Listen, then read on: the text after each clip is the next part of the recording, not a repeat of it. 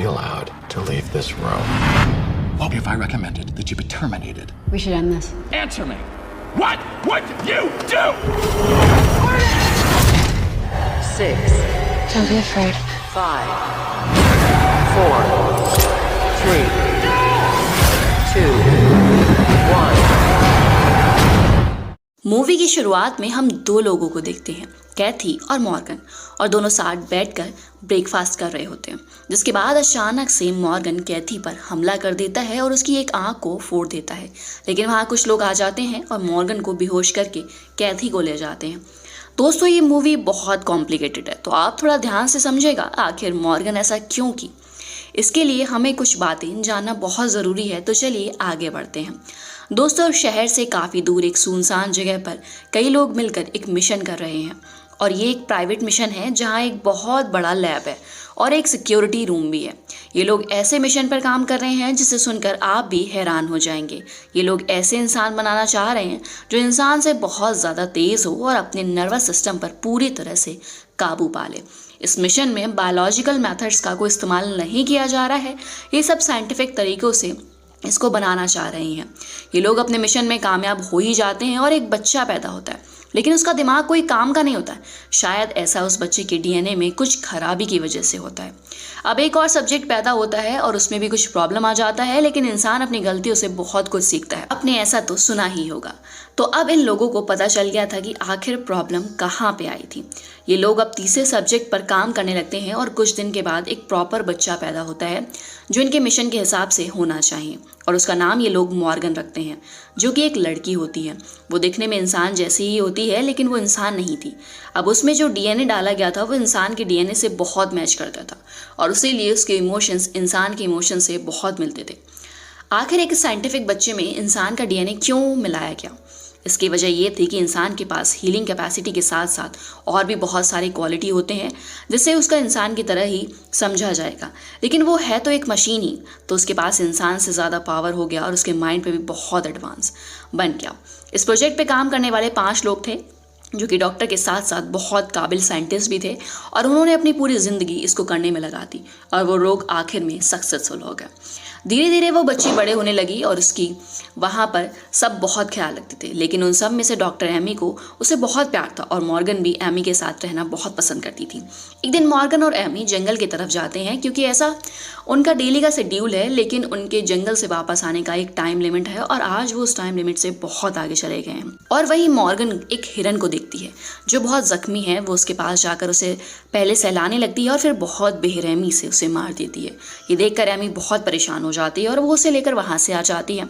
जिसके बाद एमी अपनी टीम को ये बात बताती है, और वो सब भी काफ़ी परेशानी में आ जाते हैं, क्योंकि जब मॉर्गन को बनाया जा रहा था तब उसके अंदर ऐसा कोई डीएनए नहीं डाला गया था कि वो किसी लिविंग ऑर्गेनिम्स को जान से मार दे। उसके बाद ये लोग मॉर्गन को कैद कर लेते हैं, क्योंकि वो दिन ब दिन और ख़तरनाक हो रही थी और उसकी ग्रोथ भी आम इंसान से काफ़ी ज़्यादा जल्दी हो रही थी। लेकिन मॉर्गन को ये बिल्कुल भी पसंद नहीं था कि वो यहाँ कैद रहे, क्योंकि इससे पहले वो कभी ऐसा नहीं रही। उसे बाहर की ज़िंदगी ज़्यादा पसंद आने लगी थी। जिसके बाद एक थेरेपिस्ट को यानी कैथी को मॉर्गन से बात करने के लिए आए होते हैं। जैसे ही मैंने आपको मूवी की स्टार्टिंग में ही बता दिया था कि इस हादसे के बाद एक लेडी आती है वहाँ का इंस्पेक्शन करने, जिसका नाम ली होता है, और वो उस पर पूरी जानकारी लेती है, और वहाँ सभी साइंटिस्ट उसे बताते हैं कि वो लोग कैसे प्रोजेक्ट पे काम कर रहे हैं। तो उसके बाद ली अब मॉर्गन से मिलना चाहती है, लेकिन जैसे ही वो मॉर्गन से मिलती है, मॉर्गन एकदम नॉर्मल हो जाती है और उसे बताती है कि मैंने ये जानकर नहीं किया और मुझे माफ़ कर दें और यहाँ से निकाल दें। मॉर्गन का कैथी पे ही हमला करने का असल वजह ये होता है कि वो उसे आइसोलेटेड जगह में नहीं रहना चाहती थी। वो उसे बाहर की ज़िंदगी बहुत पसंद आ गई थी। ली वहाँ और भी लोगों से बात करती है, जिससे उसे पता चलता है कि यहाँ जितने भी लोग हैं वो मॉर्गन से इमोशनली अटैच्ड हैं। उसके बाद ली वहाँ के कुक से मिलती है और मॉर्गन के बारे में और बातें जानने की कोशिश करती है। वो उसे बहुत सारे सवाल पूछती है, जिसका जवाब वो बहुत आराम से देता है, और जब वो उससे बात कर रही होती है तब एमी चुपके से मॉर्गन को जहाँ रखा गया था वहाँ चली जाती है और उसे मिलती है। वो उसे बताती है कि कल तुम्हारा एक टेस्ट होने वाला है जिसमें तुमसे कुछ सवाल पूछे जाएंगे और तुम उन सवालों का बिना गुस्से किए जवाब दोगी। अगर तुम ऐसा करोगी तो मैं तुम्हें यहाँ से निकाल कर बाहर जंगल के उस पार एक झील है वो दिखाने ले जाऊँगी। ये सुनकर वो बहुत एक्साइटेड हो जाती है। अगले दिन डॉक्टर एलन आते हैं, जो कि एक प्रोफेशन में एक साइकोलॉजिकल डॉक्टर होते हैं और उसे ली ने बुलाया था क्योंकि वो मॉर्गन की दिमागी हालत का भी पता लगाना चाहती। डॉक्टर एलन को मॉर्गन के पास ले जाया जाता है जहां उसे सब मना करते हैं कि आप अंदर जाकर उससे बात ना करें, लेकिन डॉक्टर एलन बोलता है कि मैं अंदर जाकर ही बात करूंगा और वो अंदर जाता है और उससे सवाल करने लगता है जिससे मॉर्गन बहुत अच्छे से जवाब दे रही होती है। लेकिन उसके बाद डॉक्टर एलन कुछ ऐसा सवाल कर देता है जिसे सुनकर इंसान को भी थोड़ा गुस्सा आ जाए और मॉर्गन का तो साइंटिफिक ब्रेन था, इसलिए मॉर्गन अपना कंट्रोल खो देती है, जिसके बाद वो डॉक्टर एलन पर हमला कर देती है।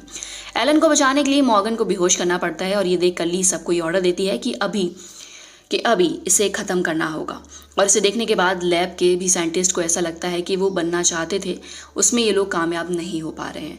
उनको भी इस बात का एहसास हो जाता है कि अगर ये जिंदा रही तो ह्यूमन के लिए खतरा बन सकती है। अगले सीन में हम देखते हैं कि मॉर्गन को एक लैब में बेहोश करके लिटा दिया गया है और उसे बांध भी दिया है। अब ये लोग उसे ख़त्म करने वाले हैं, लेकिन वहाँ जितने भी साइंटिस्ट थे आज भी उनके दिल में मॉर्गन के लिए बहुत प्यार है और मॉर्गन भी बहुत गिड़गिड़ा रही थी कि मुझे छोड़ दो, मुझे मत मारो। उसमें से एक डॉक्टर जिसका नाम डॉक्टर डैरन होता है वो मॉर्गन को मारने से इनकार कर देता है और वहाँ से जाने लगता है और इसी चक्कर में उसकी और ली में बहस हो जाती है। उसके बाद वो लोग मिलकर ली को बेहोश कर देते हैं और उसे वहीं चैम्बर में डाल देते हैं जहाँ मॉर्गन कैद थी। अब ये लोग इस जगह को छोड़ने का सोचते हैं और मॉर्गन को वापस से बेहोश करके उसे अपने साथ ले जाते हैं, जिसके बाद मॉर्गन को जब होश आता है तब वो सबको मारने लगती है क्योंकि उसे अब ऐसा लगने लगा था कि उसे मारने के लिए ही ये लोग यहाँ पर लेकर आए। सबसे पहले तो वो डॉक्टर डैरन को ही मार देती है। मॉर्गन अब ऐसा इसीलिए हो गई है क्योंकि उसे बात करते समय जब डॉक्टर एलन को सवाल किए थे तो वो अब उस सवाल की वजह से खुद पे कंट्रोल खो चुकी है और धीरे धीरे सबको मार देती है। लेकिन डॉक्टर एमी को कुछ नहीं करती है क्योंकि मॉर्गन ने एमी के साथ अपने बचपन में काफ़ी समय बिताया था। अब जैसा कि डॉक्टर एमी ने मॉर्गन से वादा किया था कि वो उसे जंगल के उस पार एक झील दिखाने ले जाएगी, तो मॉर्गन उससे कहते हैं कि चलो मुझे अब वो झील देखना है। यहाँ एमी को कुछ समझ नहीं आता है कि वो क्या करे और वो उसे ले जाने लगती है। वहीं दूसरी तरफ ली को वहाँ का कुक उसे कैद से बाहर निकाल देता है और अब ली को मॉर्गन को मारना था तो वो उसका पीछा करते हुए मॉर्गन तक पहुँच जाती है, जिसके बाद दोनों में बहुत इंटेंस फाइट होती है और ली के पास फाइट करने का एक्सपीरियंस बहुत अच्छा होता है। लेकिन मॉर्गन ली को बहुत ज़ख्मी कर देती है, जिसके बाद ली मॉर्गन को पानी में डुबा कर मार देती है और फिर ली एमी और उस कुक को भी मार देती है क्योंकि ली एक आर्टिफिशियल इंटेलिजेंस के लिए काम कर रही थी जिसका एक नमूना थी मॉर्गन। और मॉर्गन के पहले एक और साइंटिफिक एक्सपेरिमेंट किया गया था जिसके बाद ली पैदा हुई थी।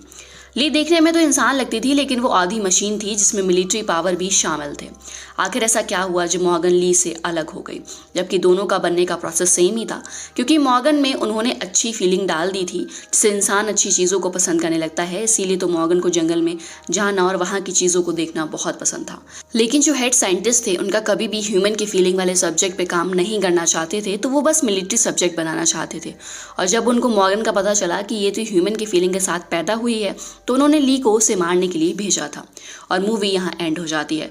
दोस्तों ये मूवी बहुत कॉम्प्लिकेटेड है क्योंकि इस मूवी में कुछ बातें ऐसी बताई गई हैं जिस पे इंसानों को भरोसा नहीं होगा। तो आप बस कहानी को एंजॉय करिए। आई होप कि आपको मेरी एक्सप्लेनेशन पसंद आई होगी। तो जाने से पहले चैनल को सब्सक्राइब और बेल आइकन को प्रेस करना ना भूलें। And take care guys, thank you.